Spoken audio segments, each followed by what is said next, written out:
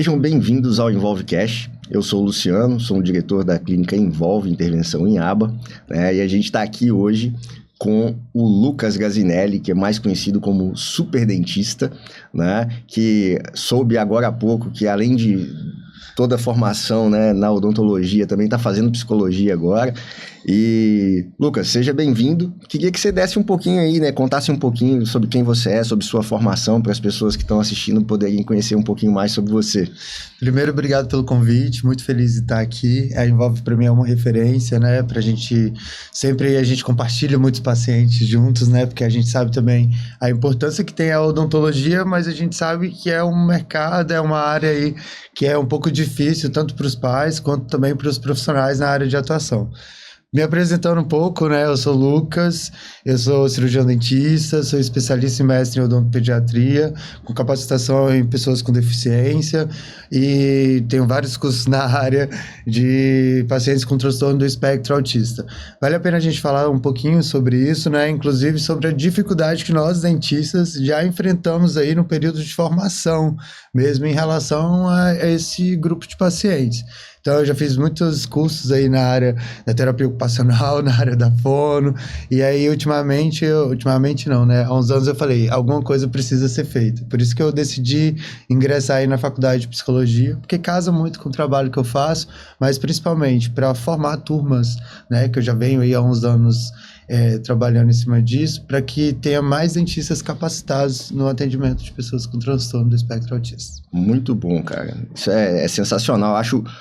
Eu sempre digo que eu fui professor por... né, sou ainda, na verdade, assim, tem mais de 20 anos, mais tempo do que eu queria admitir, na verdade. A gente já se conhecia ali numa trajetória dentro de uma faculdade, que eu dava aula, era coordenador, você já era professor ali também.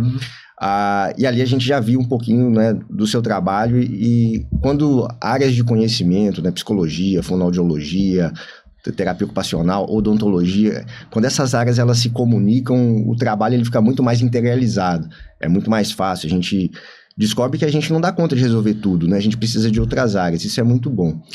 Fica mesmo, Luciano, mas assim, é uma coisa até que acho importante a gente falar também, é sobre o quanto que a odontologia muitas vezes é deixado de lado, né?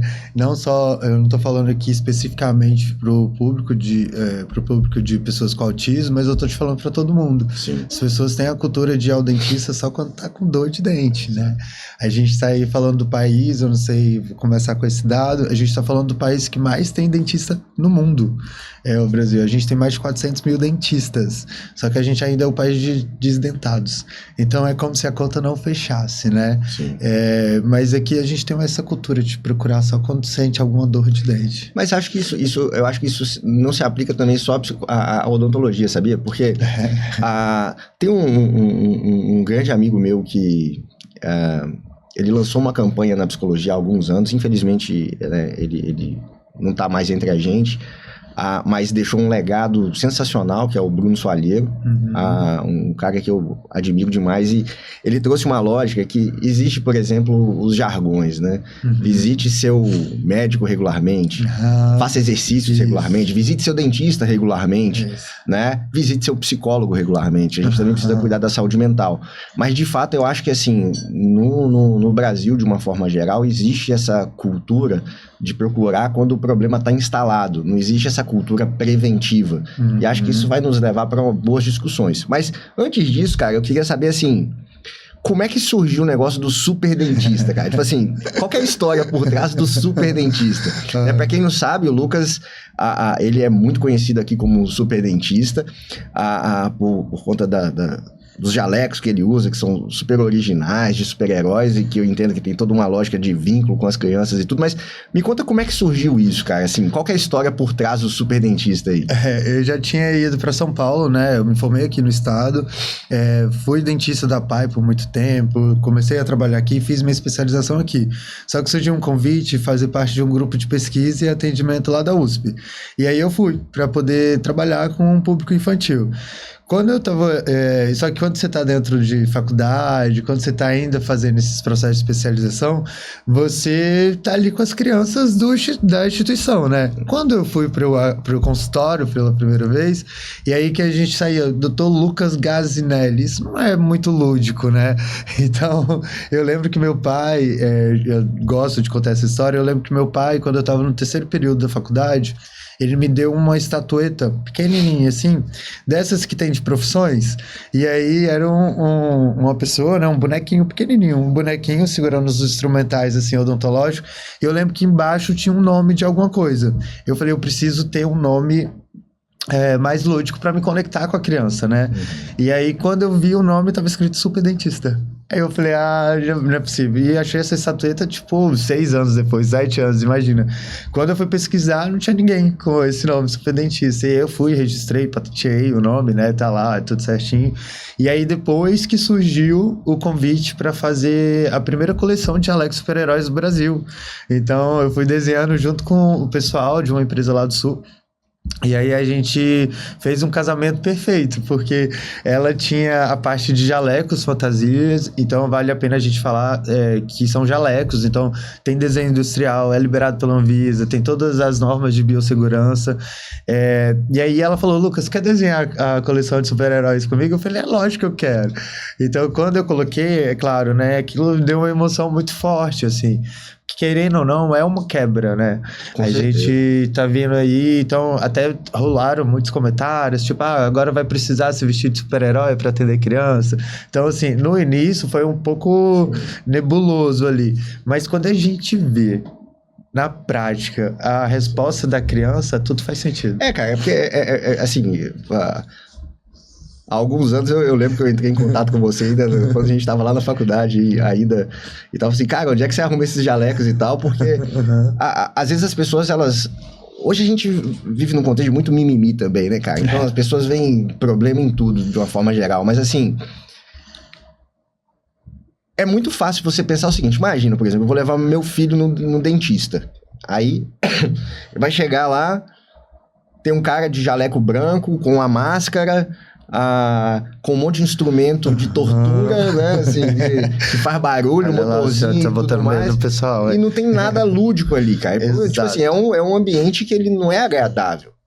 Aí quando eu chego e vejo ali um cara com um jaleco de super-herói, né, com um ambiente que ele é todo preparado, e foi muito legal saber que a Bruna estava por trás do projeto ali de desenhar o consultório, que ela também fez todo o desenho da Involve ali para adaptar o ambiente. Isso é sensacional. Depois a gente tem que trazer ela aqui para um episódio, eu já falei isso algumas vezes, mas ter um ambiente que faz com que o olho, né, da criança, às vezes do adolescente, ele brilhe diferente, fala assim, cara, esse lugar aqui é diferente. É muito mais do que marketing, né, cara? Assim, é uma tentativa de criar vínculo, de formar um ambiente assim, cara, esse ambiente aqui, ele foi preparado para você. Perfeito, perfeito. Além de ser essa tentativa de formação de vínculo, né, a gente pode trazer até, talvez, um termo da psicologia, uma generalização respondente. O que a gente percebe? Quando você tem uma criança, né, geralmente a última vez que ela via alguém de jaleco branco, que é o mais comum, eu tomei uma injeção, aquilo me gerou dor, aquilo me gerou medo. Então, quando ela fica condicionada a isso, qualquer outro lugar que ela vai e vê alguém de jaleco branco, automaticamente ela vai lembrar da última experiência que ela teve. Então, ela vai generalizar esse comportamento de medo, de ansiedade, aí vai ter os comportamentos de fuga, de esquiva. Quando eu tô ali e apareço de um super-homem ou de Capitão América, ela já não sabe mais o que vai acontecer, ou ela já pelo menos não espera aquele comportamento ruim de dor. E são figuras que estão associadas à proteção, né? São super-heróis. Exato, e ainda tem toda essa parte do lúdico mesmo. Então, estabelecer o vínculo, então, querendo ou não, nós também somos um estímulo dentro do ambiente, né? Não é só sobre o ambiente, assim. E muito bom você ter falado da Bruna, porque, assim, a importância que a gente tem de fazer um ambiente sensorial adaptado também, né? E aí, quando você fala sobre o consultório odontológico, e é um ponto que, ano passado, eu dei algumas palestras e esse era o tema da palestra. Como lidar com comportamentos desafiadores e ambientes aversivos. E é basicamente isso, a odontologia, o consultório é barulho, é cheiro, é o motor, é nós, é a posição que o paciente fica. Então, são muitos elementos aversivos, né? Então, quando a criança está ali e emite algum comportamento desafiador, que eu gosto de falar, então tem gente que fala disruptivo, tem gente que fala inadequado, eu gosto de comportamentos desafiadores. A gente precisa saber como que a gente vai conduzir aquela criança dentro daquele ambiente, seja pela diminuição de estímulos estressantes, dos distratores, e também de ter pontos fundamentais e pontos legais ali para que ela identifique, opa, eu estou no lugar que é preparado para mim. Com certeza, não, isso é muito legal, cara. E assim, pensando em termos de adaptação, como você está falando, né, adaptação do ambiente e tudo mais,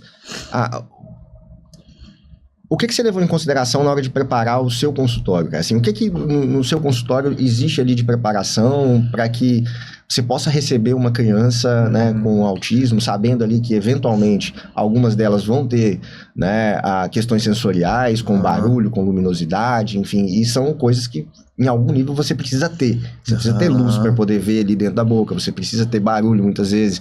Imagino que em alguns momentos você deve abrir mão do motorzinho para algum instrumento que não faça barulho, enfim. Como é que é isso, cara? Perfeito. Acho que a gente pode seguir essa linha do ambiente sensorial adaptado. Antes, quando eu procurei pro consultório para fazer a superclínica, eu procurei um lugar que fosse no térreo.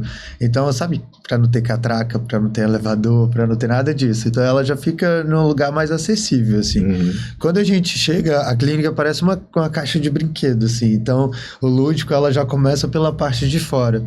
Quando a criança entra, a gente vai pensar primeiro sobre a questão olfativa dela. Consultório de dentista, muita gente só de falar já lembra. E lembra não do dentista, lembra de um produto que a gente utiliza. Então, uma das coisas que a gente fez uma fragrância específica lá para a clínica. Eu fiz junto com a aromaterapeuta, foram mais de 200 famílias olfativas que a gente estudou. E aí a gente pegou 2 famílias, né? A família herbal e a família infantil, porque o cheiro da clínica, ele precisa ser um cheiro onde a gente quer que traga uma tranquilidade, mas assim, o meu paciente é criança, mas o meu cliente é adulto, então você tem que ter um cheiro ali, que ele seja um cheiro equilibrado, porque senão os pais também ficam um pouco nervosos e estressados para sair daquele lugar, e eu preciso muito dos pais dentro da minha consulta. Então, a fragrância, o cheiro da clínica, ele é um cheiro específico. Depois disso, a gente programou uma brinquedoteca onde a gente conseguisse ali já trabalhar com algumas questões sensoriais. Então, eu coloquei uma grama também sensorial dentro do consultório, para que e muitos nem gostam de ficar sentados, já deita na grama ali, até com um processo de autorregulação e dessa parte sensorial mesmo. E aí a gente estava conversando um pouquinho antes, assim, inventam tudo, menos alguma forma de tirar o barulho do motorzinho de dentista. Só que eu tenho um mais silencioso, é um dos mais silenciosos que existem, e eu só uso no momento mesmo que é importante, sabe? E mais pra frente a gente fala um pouquinho, porque nem sempre é importante fazer essa profilaxia no consultório odontológico, porque é mais importante a gente treinar a escovação para os pais fazerem em casa. Não é uma limpeza ou uso do motorzinho a cada 5, 6 meses que vai salvar a criança de uma doença cárie, por exemplo. Sim. Então a gente tem a questão do barulho, então lá também tem os abafadores, tem o som ambiente, e por mais que a gente precise da luz, agora eu aprendi a trabalhar um pouco com a luz mais baixa.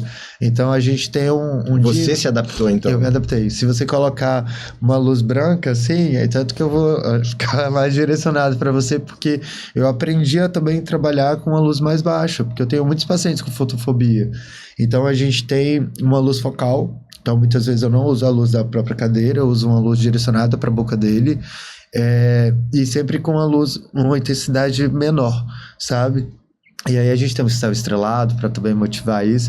E então a gente trabalhar com um ambiente sensorial adaptado é a gente preparar esse ambiente para esse paciente que vai ter ali as questões sensoriais, mas é também a gente diminuir os estímulos estressores do ambiente, né?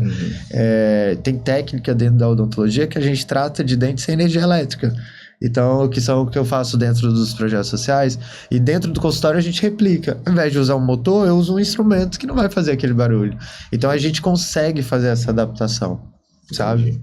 Então dá pra fazer bastante coisa aí. E aí diminui também, né? Tipo assim, torna mais fácil pra ele o processo, né?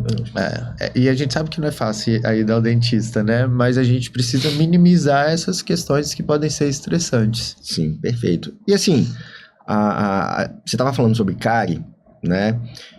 E um ponto que eu acho que é importante a gente esclarecer. É que você tinha até trazido um indicador de nacional em relação à cárie, em relação a outras doenças e tudo. Eu queria que você falasse um pouco disso, que assim, existe hoje algum estudo, alguma coisa que traz alguma relação entre cárie e autismo? Não, nesse sentido direto, não. Como se as pessoas... Não há uma propensão genética, por exemplo. Não há genético. A cárie é uma doença, é uma das 10 mais prevalentes do mundo, e ela é uma doença basicamente comportamental. Ela depende da sua dieta e da sua escovação. Então, não é porque que tem um autismo, foi diagnosticado, que vai ter cárie ou que tem uma chance maior de ter. Tem uma chance maior de ter pela dificuldade que a gente tem com a alimentação e com a escovação. Então, a gente precisa se ater a esses dois pontos, sabe? E a gente sabe que, pelo menos no meu consultório, eu recebo muitas famílias. Assim, 90% das famílias têm dificuldade de escovação em casa. Então, eu tô te falando de famílias que escovam o dente uma vez por semana. Uma vez, 2 vezes no mês. Então eu tô te falando de casos que eu recebo e recebo toda semana esses casos. Por isso que um dos meus principais trabalhos ali dentro é ensinar esses pais a como que a gente vai fazer pelo menos uma escovação, não perfeita, que a gente não quer isso, mas uma escovação que seja funcional. E aí a gente precisa preparar também esse passo a passo pra gente fazer isso. E outro quesito... É um programa de ensino mesmo para escovação, né? Só que aí é um programa de ensino para escovação. Só que a gente tem hoje em dia... É o que eu tento quebrar também, é uma odontologia muito imediatista e menos conectada. Então, assim, eu quase não vou ao dentista e quando eu vou, muitas vezes até já com alteração bucal, mas quando eu vou eu quero que você faça na mesma sessão. Então, eu quero na mesma sessão que você coloque a criança sentada, que ela deite, que você pegue o seu motor, que você faça profilaxia. Se tiver uma cárie, até já trata. Só que será que esses pacientes, será que essa criança com autismo, ela vai estar preparada para esse momento? Então, é como se a gente montasse lá na clínica, a gente montou pré-requisitos da escovação, assim, como que eu vou pedir para uma criança escovar o dente se a empunhadura ainda não é uma aquisição dela? Como que eu vou pedir para essa criança deitar na cadeira do dentista e fazer uma profilaxia se ela tem dificuldade até de entrar? Sim. Então a gente precisa pensar em relação a esse quesito para melhorar a escovação. Cara, é muito legal isso, porque quando a gente está discutindo, por exemplo, pré-requisitos de comportamento, né? Pensando em rotas de ensino, por exemplo, para ensino da fala. Perfeito. Um dos principais pré-requisitos para ensino da fala é contato visual, né? Do contato visual vem a imitação orofacial. Porque eu preciso olhar e imitar para eu conseguir reproduzir sons. No meio desse caminho, tem vários comportamentos que a gente ensina por via de imitação motora, por exemplo.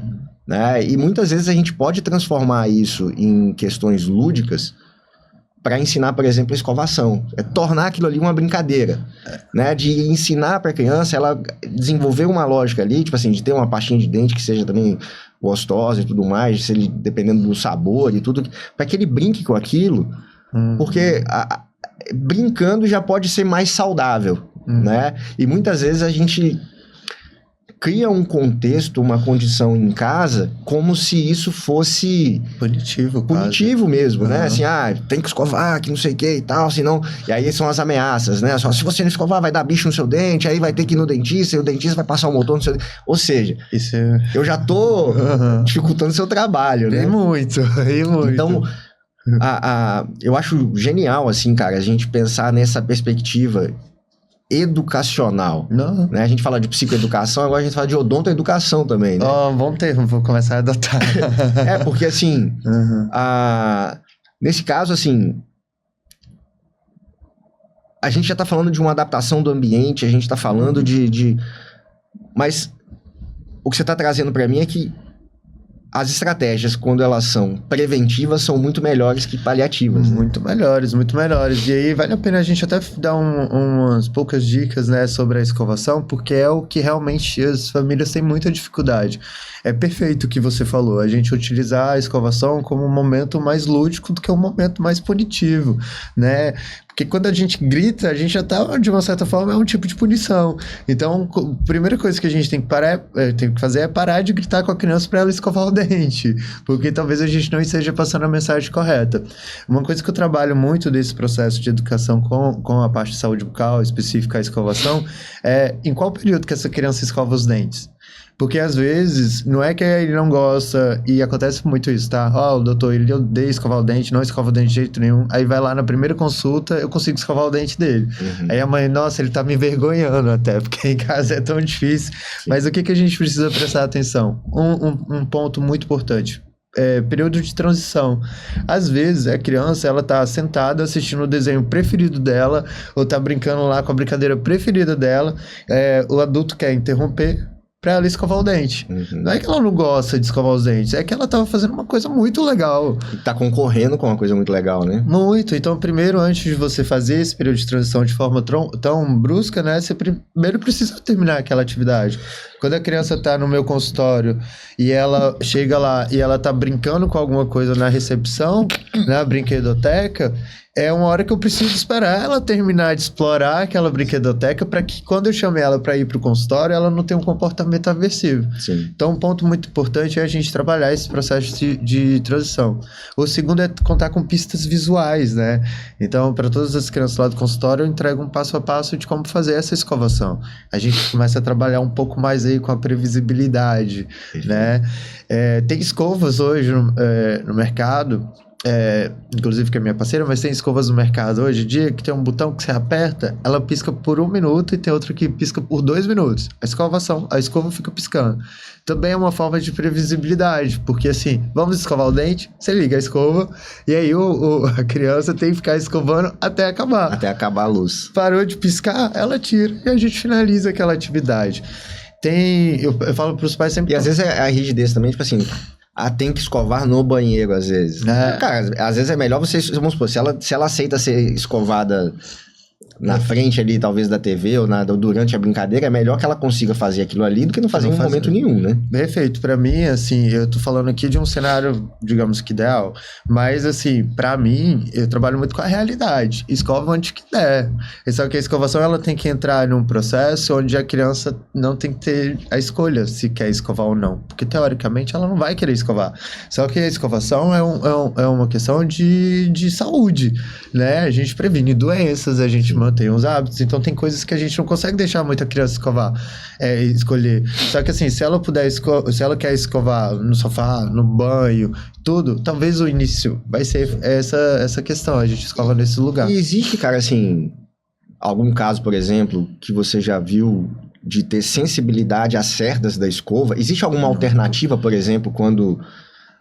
existe uma dificuldade sensorial com a escova? Não sei se isso é muito comum, enfim. É muito, muito. Tanto é que lá no consultório eu criei como se fosse um programa terapêutico para as crianças com autismo. E aí a gente tem uma consulta só de teste de sabor de pasta de dente. Às vezes a criança não escova os dentes porque ela não gosta do sabor, ou porque ela não gosta da textura, ou porque ela não gosta da cor da pasta de dente. E então tem pastas de dente de vários modelos, né? Tem inclusive aquelas que não fazem espuma. Então, espuma é algo muito sensorial. Assim como funciona com as cerdas da escova de dente. Será que tá muito molinha, tá muito macia essas cerdas? Será que elas estão grandes? Será que elas estão muito pequenas? Vai ter uma escova que ela vai se adaptar. Tem as escovas elétricas, né? Então, tem as que fazem meia rotação, tem as que vibram. Então, a gente tem uma gama de escovas de dente, de pasta de dente no mercado e que a gente precisa descobrir qual que é aquela criança vai se adaptar. Não tive nenhum paciente que não se adaptou a algum modelo, mas eu tive muitos pacientes que a gente teve que trocar o modelo do qual ele chegou no consultório e a escovação mudou radicalmente, assim. Então a gente fala aí sobre essa questão sensorial. Mais uma vez, a importância de uma equipe multidisciplinar, transdisciplinar, para que a gente possa trabalhar em parceria com a terapia ocupacional, com a fono, para nesse processo de dessensibilização também, né? Sim. E então isso é muito importante e dá pra gente descobrir, tanto que eu dedico um tempo ali pra gente descobrir qual é esse modelo. Vai ficando claro assim, né? Num acompanhamento como esse, né? Ele naturalmente ele vai ser mais gradual do que um tratamento convencional com um adulto típico, por exemplo. O adulto típico ele vai chegar ali, você vai olhar, vai limpar, vai fazer o que tem que fazer e tudo. para uma criança com autismo, muitas vezes, o que talvez você poderia até fazer em uma sessão, você vai gastar mais sessões para poder se adaptar à necessidade dela, certo? Perfeito. Na verdade, eu me adaptar à necessidade dela. Isso é tão fantástico que você acabou de falar, porque somos nós que temos que adaptar à necessidade dela. E aí eu estava lendo um livro da Maya Angelou, que ela é uma educadora, e ela estava falando sobre o quanto que a gente vive, né, em uma sociedade extremamente adultista. Então, assim, pautado sobre a necessidade do adulto. Por exemplo, criança chega lá no meu consultório chorando por medo, por tudo. Muitas vezes a primeira reação dos pais e também da sociedade, até você pode estar em outro lugar, vou sair até do consultório. Você está em algum lugar, os adultos eles ficam com uma necessidade muito grande de silenciar o choro da criança. Para de chorar, isso me envergonha, não quero escutar o barulho. Sim. E aí vira uma questão que é pautada numa necessidade do adulto de fazer a criança parar de chorar. E não pautado na criança de entender aquele choro. Sim. E aí eu venho defendendo muito, assim, já tem um tempinho, sobre o não silenciamento do choro da criança dentro do consultório odontológico. Ela vai chegar no meu consultório e provavelmente ela vai chorar. Não por mim, não por a gente fazer alguma manipulação, mas porque ela tá num ambiente novo. Ela tá num ambiente que vai ter um barulho estranho. E é normal chorar, né? É normal chorar. Então, mais do que silenciar esse choro, é entender o que esse choro tá querendo representar pra gente. Cara, isso é muito legal. Tem uma passagem que, na minha vida profissional, quando eu fazia faculdade lá em Minas, e aí, durante um tempo, a gente fez estágio numa clínica que chamava PAOP, era Polo Odontológico de Assistência ao Paciente Especial. Na época, era esse nome. E aí, a gente, na psicologia, a gente ia acompanhar alguns atendimentos justamente para a gente poder trabalhar um pouco dessa parte de dessensibilização, de preparar a pessoa para aquele ambiente. Era um ambiente lúdico, não com tantas adaptações, né? Eu tô falando aí de 20 e poucos anos atrás, ou seja, até as discussões sobre deficiência, necessidade especial, nomenclaturas que foram mudando muito com o tempo.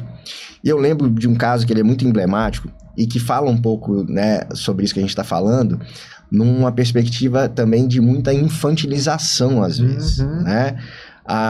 E aí eu lembro que chegou um paciente, e esse paciente, ele tinha tido uma paralisia cerebral e ele tinha uma limitação motora de um lado, né? Então ele andava de cadeira de rodas, enfim, era um caso grave, assim, e tal. E eu lembro que a menina que foi atender ele na odontologia, ela chegou com um comportamento, tipo assim, infantilizando. O cara, ele era, tipo assim, um adulto. Aí ela falou assim, mas que agora a gente vai pegar, vai fazer, abrir a boquinha, vai não sei o quê. Ele olhou pra ela e falou assim, eu não sou criança, né? Assim, ele falou do jeitinho dele lá, que ele só um lado do corpo dele que se movia, mas também tem essa perspectiva de infantilizar muito, né, cara? Tem, e é super perigosa. E é perigosa em diversos pontos. E aí, quando a gente traz para o autismo, por exemplo, vamos levar em consideração que pode existir o pragmatismo ali, de levar o pé da letra. Às vezes, eu já dei aula para pós também, depois que eu saí, né, da faculdade, quando eu já vi casos de aluno, principalmente da odontopediatria, que tem uma coisa meio... Assim, quem sou eu pra falar? Eu me vi super-herói, né? Mas tem uma coisa de falar que às vezes você conta uma historinha tão grande pra aquela criança abrir a boca, abre o bocão de jacaré e tal, aquele adolescente também se achando, que no final das contas ele imagina uma coisa muito mais perigosa na cabeça dele, porque ele tá levando ao pé da letra um jacaré abrindo a boca, e aí o bicho da cara e vai comer o meu dente, aquilo gera medo. Então eu já vi muitos pacientes dentro do espectro autista ficar com medo de uma abordagem infantilizada, porque você conta uma história que foge, inclusive, da realidade que está acontecendo ali na boca dele. E aí, a gente falando sobre isso, e a gente falando sobre formas de como que a gente aborda nosso paciente. E aí, é uma coisa que a gente precisa falar cada vez mais sobre o autismo e falar sobre essas formas de abordagem. Venho falando isso também, o quanto que a gente precisa de dentistas capacitados, assim. Fico muito feliz de fazer o que eu faço, mas o quanto que a odontologia precisa de mais profissionais. Sim. A gente precisa estar falando disso nas universidades, nas faculdades, sobre a importância que se tem da gente olhar para o autismo. Sim. Enquanto... por exemplo, na psicologia, se a gente for parar para pensar, um currículo de um curso de psicologia tem algo em torno de 5.000 horas, né?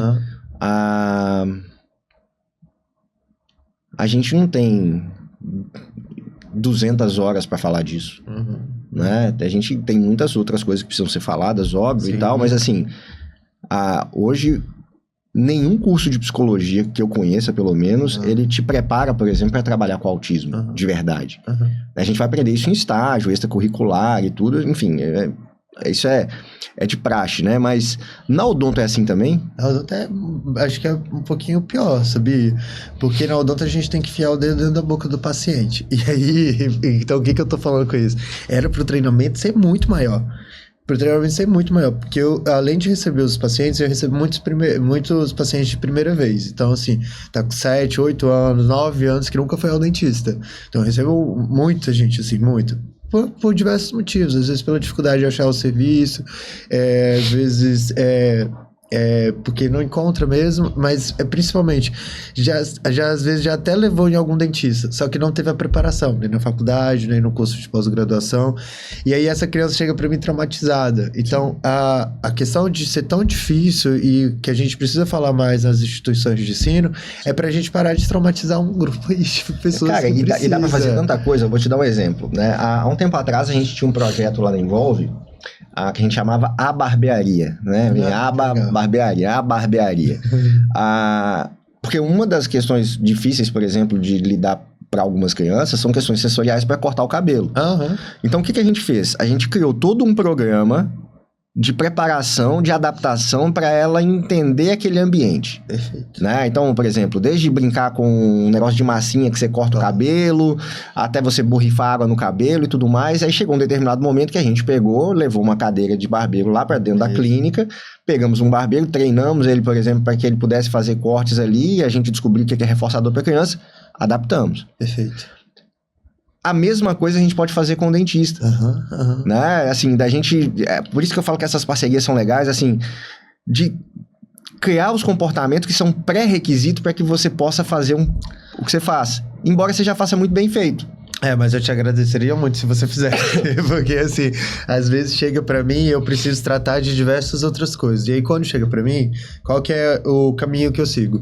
Se chega pra mim, a gente trabalhar com prevenção é uma coisa, aí a gente vai falar sobre educação em saúde bucal, aí a gente vai treinar escovação e por aí vai.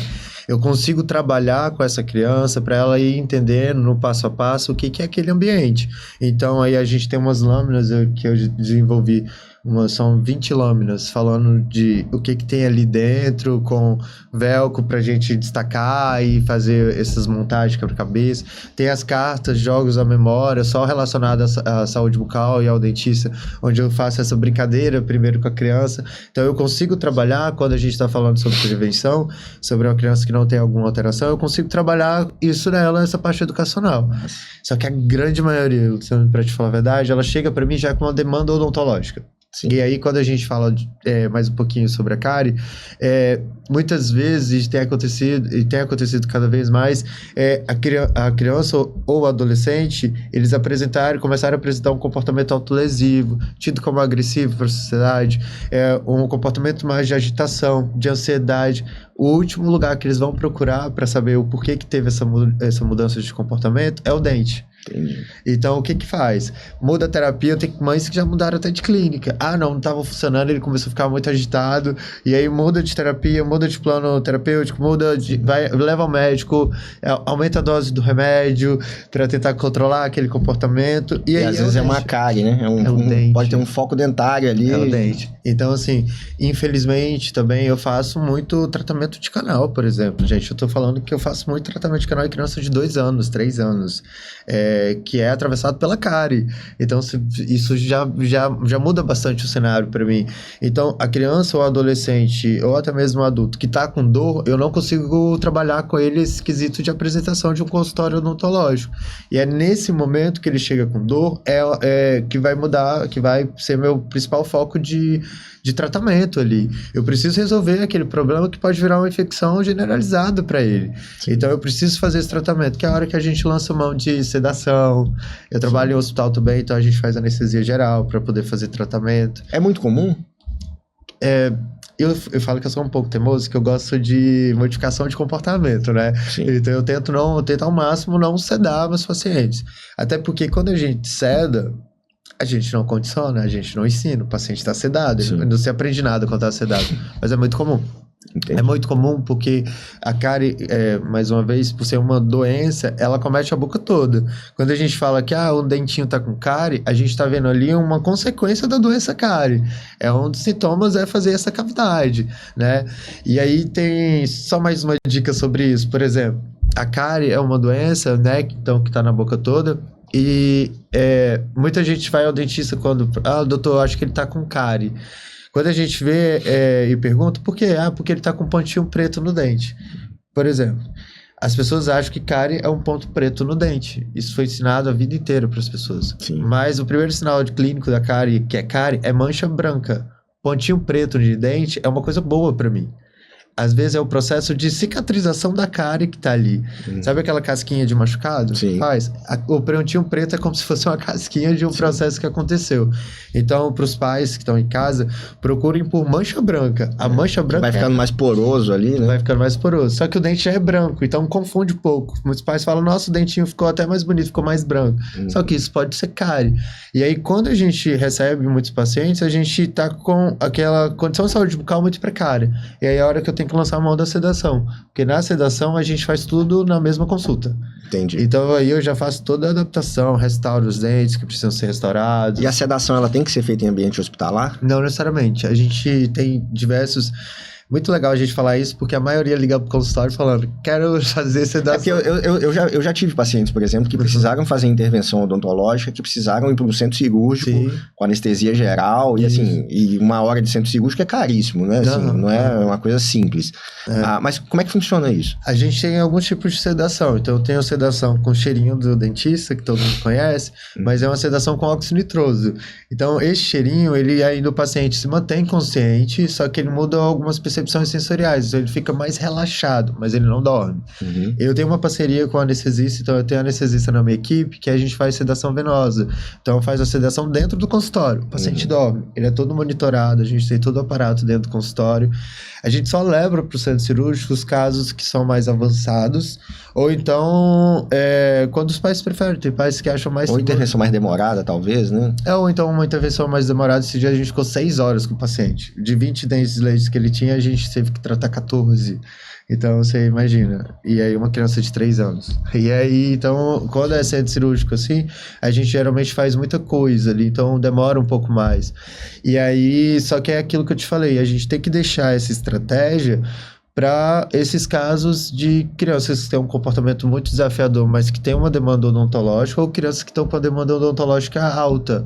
Porque a intenção é você tratar, mas depois a gente quer fazer a educação em saúde bucal. Sim. Cara, é genial isso. Tem um estudo, ele é sul-coreano, em que as pessoas falam sobre seletividade alimentar, né?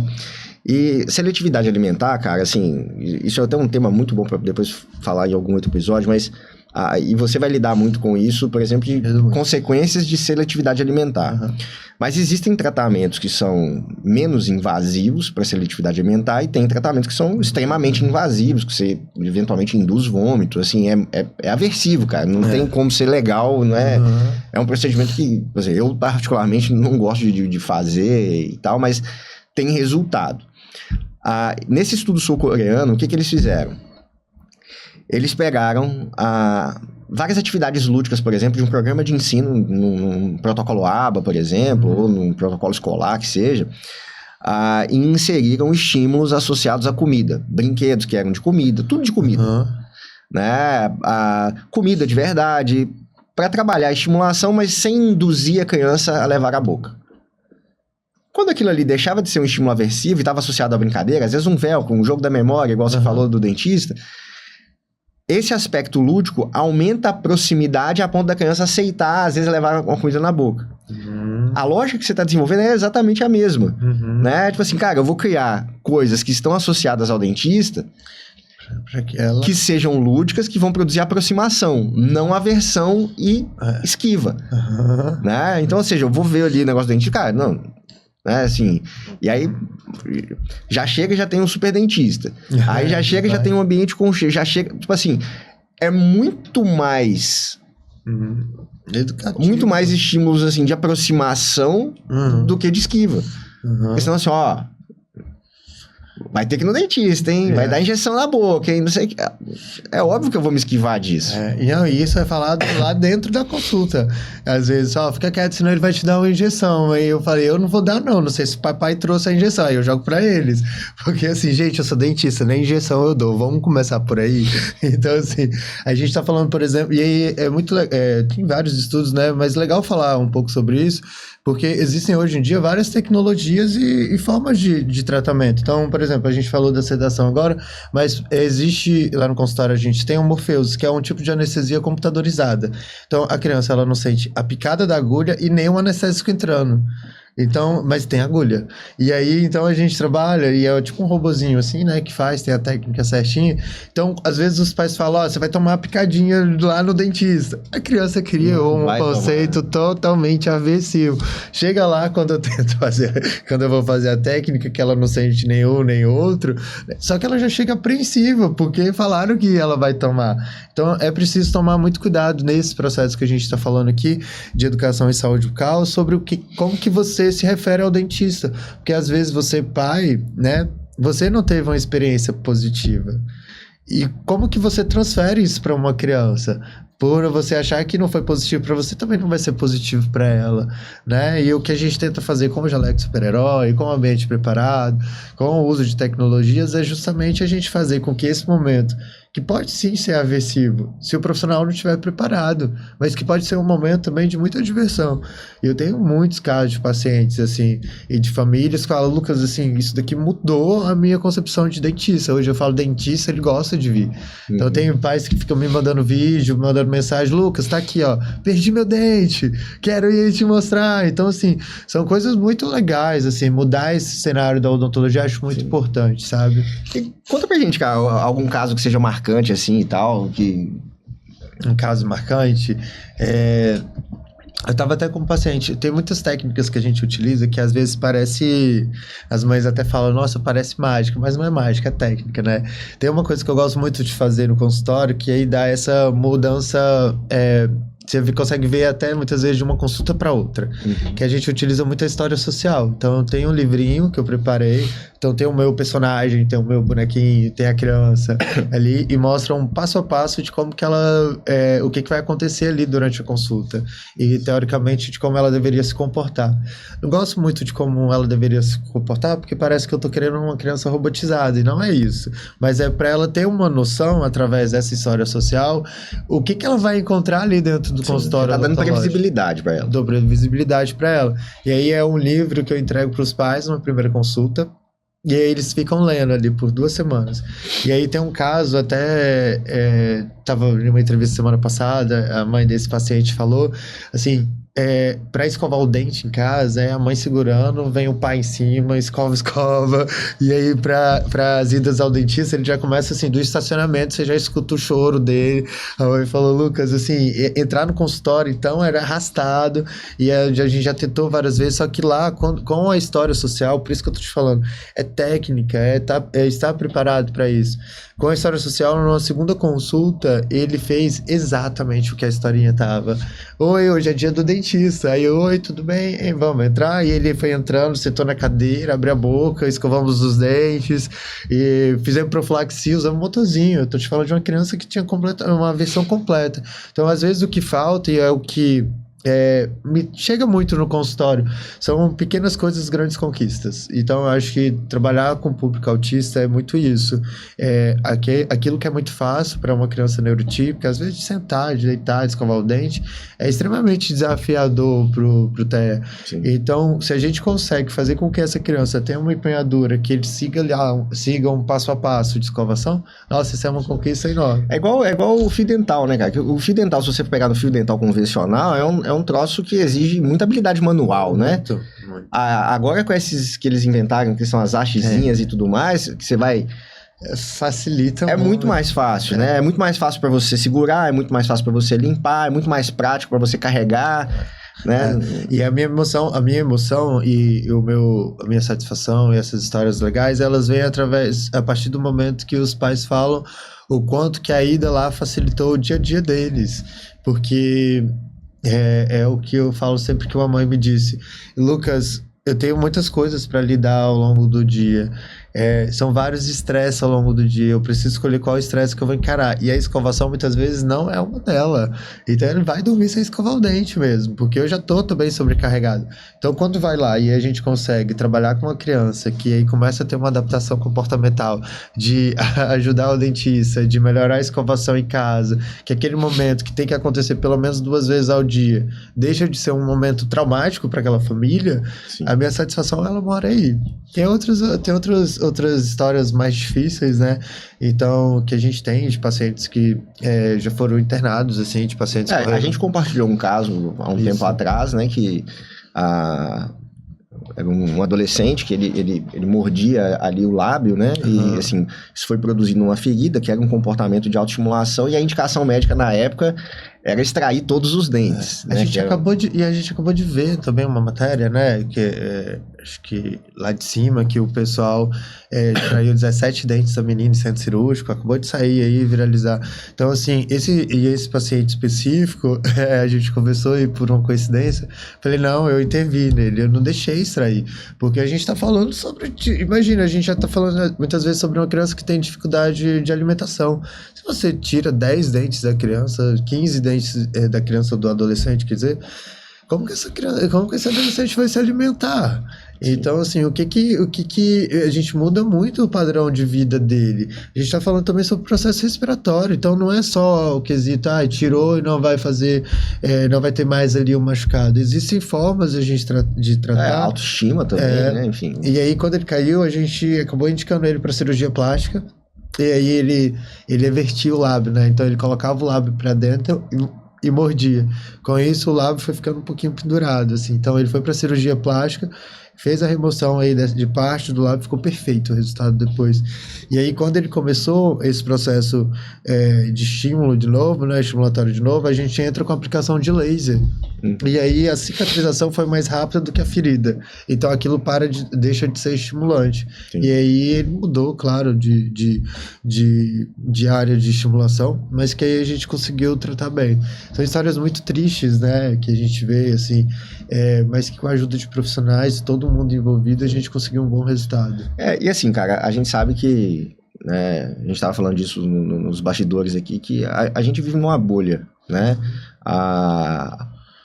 De uma forma geral, assim, a gente acaba tendo acesso muitas vezes a crianças, adolescentes, famílias que ainda têm condição de buscar um tratamento, né? E existem muitas pessoas que não têm condição, que talvez, assim, a única forma dela chegar à informação é assistindo alguma coisa no YouTube, alguma coisa que, né, acaba tornando talvez um pouco mais acessível, assim, né? E a gente pensa, inclusive o podcast, ele tem muito esse viés de levar informação para quem não tem como conseguir de outra forma, né? E aí, vamos pensar, por exemplo, cara, nessas famílias que às vezes estão em condição mais crítica, que não tem acesso a tratamento, que não tem condição de levar um dentista e tudo.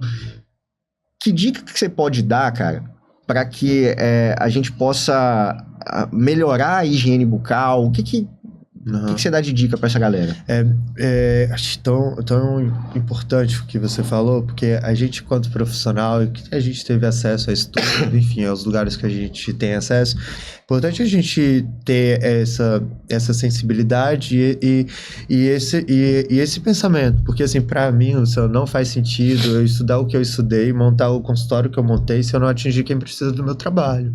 Então, pensando nisso, primeiro, antes de responder a sua pergunta, pensando nisso que a gente fundou a ONG, os Super Voluntários, não é só voltado para pessoas dentro do transtorno do espectro autista, mas a gente vê cada vez mais nas ações. Essa semana a gente estava fazendo uma ação em Jacaraípe, 103 voluntários, 180 famílias, e e aí tem atendimento odontológico, médico, a gente monta uma farmácia em cada ação, então já prescreve, já pega lá, tem atendimento com psicologia, então são várias assessorias jurídicas, são várias áreas ali no mesmo dia.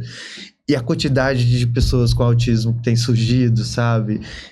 E a gente precisa olhar para elas. Então, assim, é importante que a gente pense, não só valorize muito o terceiro setor, né, dos projetos sociais, das ONGs, mas que a gente busque também uma forma de viabilizar esse acesso, que não só ao tratamento, né, mas esse acesso também à informação. Então, por isso que é muito legal a gente estar aqui falando sobre tantas coisas. Quando a gente fala sobre dicas, cárie, gente, que é o principal doença, é escovação e dieta. Se você tiver uma dificuldade de escovação com seu filho, controle a dieta. Sim. Quando a gente está falando sobre isso, é uma dieta rica não só em açúcar, não estou falando da bala, estou falando de dieta rica em carboidrato. Você precisa fazer isso, porque se você tiver déficit de escovação, mas não consumir açúcar, você vai ter uma doença na gengiva, a gengiva inflamada, mas você não vai ter a doença cárie. Doença cárie aumenta, gera dor, muda comportamento, traz comportamentos mais autolesivos e dificulta muito para a criança. Meu trabalho é tratar, mas dificulta muito para a criança e para aquele adolescente. Processo de concentração, desenvolvimento de terapia.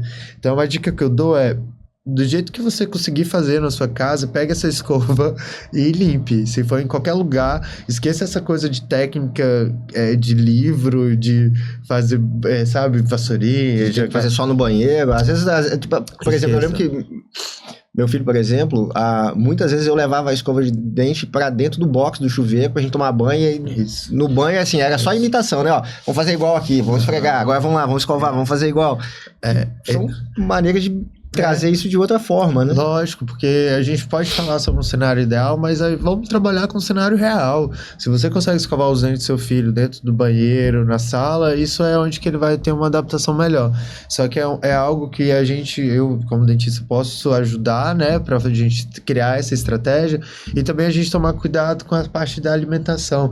A gente é muito atravessado pelo açúcar. O açúcar tá em tudo. Sim. E aí eu como recado, eu peço aos terapeutas, tomem cuidado na hora de encontrar um reforçador positivo voltado para a comida, porque é um reforçador muito potente, mas tem consequências. Mas tem consequências e muitas vezes vai para a saúde bucal. Sim. E é legal, né, cara? Porque assim, às vezes existe essa cultura de procura o dentista quando você tiver com cárie, né? Mas às vezes, por exemplo, um pai, uma mãe que tá com uma criança em casa, que tá com dificuldade para ensinar escovação e tudo mais, e precisa de ajuda, ela pode procurar também, né? Claro. Ela não precisa procurar só no caos. Ela deve procurar, porque além de... Aí a gente tá falando da saúde, né? Da saúde plena mesmo. A gente tá falando também de um momento que vai ser mais tranquilo pra preventivo família. É melhor que o paliativo. Muito mais. Preventivo é melhor, mais barato, a família tem menos deslocamento, e aí ela aprende algo que a criança vai ter que fazer o resto da vida dela, né? Vai pra criança, pro adolescente, pro adulto. Então, mas é importante a gente também falar com essa família sobre o quanto que ela tem esse cuidado. E aí eu sempre puxo para isso, porque assim, eu tô cuidando da criança, mas quando eu olho para os pais, eles precisam também de cuidado. Sim. Então a gente ampliou esse cuidado odontológico lá no consultório, até para ser rede de apoio também para eles, né? Não adianta eu falar para a mãe que ela precisa escovar os dentes 2 vezes ao dia, cuidar daquela criança de tal forma, se ela não tá conseguindo tempo para se cuidar. Então, o quanto que é importante também os pais se cuidarem para poder motivar cada vez mais a criança. É o famoso cuidar de quem cuida, né? Cuidar de quem cuida. É isso aí. Cara, sensacional, assim, eu acho que primeiro, assim, eu queria te parabenizar pelo trabalho que você faz. Eu, de verdade, assim, eu sou um admirador do seu trabalho. Acho que você tem ideias, assim, que são super originais. Eu acho que é muito difícil, cara, a gente ver profissionais que se preocupam em se adaptar. Muitas vezes a gente quer adaptar as pessoas ao que a gente faz, e a gente se adaptar ao que as pessoas precisam é completamente diferente. Eu não conhecia o projeto dos Super Voluntários, acho que é, assim, maravilhoso, né? Mas, não sei, cara, se você quiser deixar algum recado, eu queria que você deixasse, né, suas redes sociais, deixar o contato, se alguém quiser agendar uma consulta com você, deixar um contato, de repente, do Super Voluntário, se alguém quiser se candidatar para, cara, eu quero ir lá ajudar algum dia, fazer alguma coisa. Vamos falar dos Super Voluntários primeiro? Os Super Voluntários, a gente chama OSC, né, uma organização da sociedade civil. A gente existe há mais de 8 anos, a gente já foi para mais de 60 territórios, comunidades aqui do estado do Espírito Santo. Temos mais de 3 mil voluntários cadastrados e a ideia do projeto é que, independente do que você faz, independente da sua área de atuação, você pode fazer parte do time dos super voluntários. Não é de uma área específica, mas a cada 2 meses, mais ou menos, a gente faz alguma ação, a gente tem a programação da ação. Então segue a gente nas redes sociais, porque é importante o apoio, é importante a doação, @supervoluntários. E participe também, da forma com qual você achar melhor. Falando sobre o Super Dentista e onde que as famílias podem me encontrar, eu tenho 2 locais de atendimento. Eu trabalho no Hospital Meridional da Serra, no Metropolitano Tower, onde a gente tem uma clínica em Laranjeiras, e também tem a Superclinic, que é um consultório aqui localizado na Enseada. Só procurar lá, @superclinic ou @odontofaz. Odontofaz Metropolitano. O meu é o Super Dentista, e aí eu gosto dessa indicação inicial, porque eu geralmente falo com todos eles. Então, se você quiser marcar alguma consulta, tiver alguma dificuldade, é só me mandar um direct lá, me mandar uma mensagem, que com o maior prazer eu vou receber seu filho em casa. Seu filho lá no consultório, seu filho em casa. A gente fica tanto na clínica que a gente quase tá em casa. É tipo casa mesmo. Eu vou receber seu filho lá. A odontologia, por muito tempo, ela foi vista como um serviço muito difícil de ter acesso, né? O que eu busco dentro da clínica é levar acesso para o maior número de pessoas possíveis. Então, antes seu filho tem algum problema de saúde bucal, pode contar comigo que a gente vai te ajudar de alguma forma. Boa. E muito obrigado pelo convite.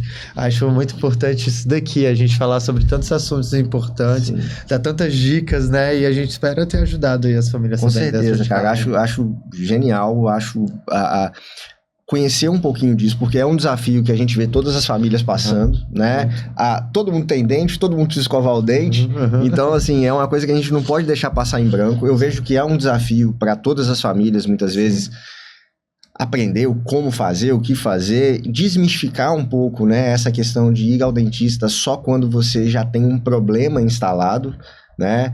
Então, da mesma forma que a gente vai preventivamente ali para ver um monte de coisa, ir ao dentista preventivamente para você evitar ter que passar por um processo que seja mais complexo, sempre vai ser mais vantajoso, né? São as armadilhas aí que a gente vive. E a gente vai fazer desse momento, que poderia ser aversivo, vai fazer desse momento um momento divertido, a gente vai fazer isso com alegria e vai ser legal. Perfeito, sensacional. Pô, cara, muito obrigado pela presença, espero que a gente possa voltar mais vezes aí.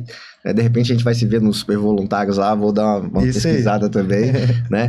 Pessoal, queria agradecer vocês aí por terem assistido, tá? Então, cliquem lá no sininho e ative notificação, compartilhe esse vídeo com pessoas que eventualmente precisam ter acesso a esse tipo de informação. Acessem lá a página do Lucas. Se você tem seu filho, precisa ir ao dentista, agenda uma consulta, seja ela preventiva, seja ela paliativa, mas vale muito a pena a gente correr atrás, né, de saúde, de bem-estar e qualidade de vida, tá? Então, muito obrigado aí, a gente volta no próximo episódio. Até a próxima. Até mais.